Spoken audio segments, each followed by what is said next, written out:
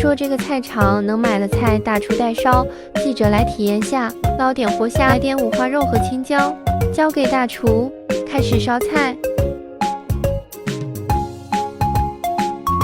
以前是做川湘菜的，对，开菜馆的。就是后来有好多老年人、年轻人，他就是向我们了解可不可以买菜在我们这里加工。后来就是这个老市场新规划嘛，对，我们感觉在这里还是挺合适的。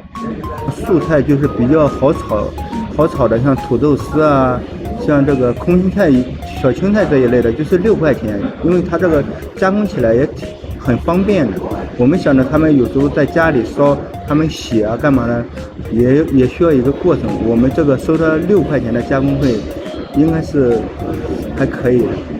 开始根据这个成本，像有的我们都不需要他提供辅料，我们都是这里我们有的基本上都给他提供给他们，像金针菇啊、酸菜、黄豆芽这些，我们就直接免费送给他们。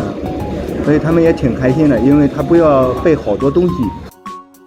10分钟左右，2道菜都烧好了。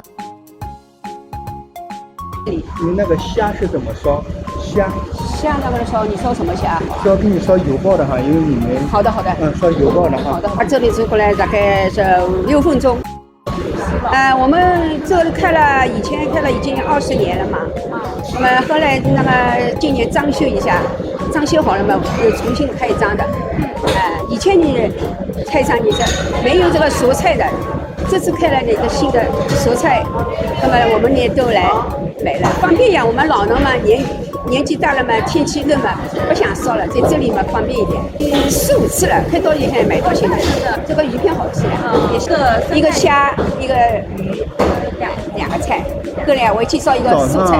大概8点多钟，他们就有人在加工，一直到就是1点钟左右吧，基本上是没停的。来家里有客人了干嘛呢？他们也会在我们这里加工，像今天最多的加工了6个菜。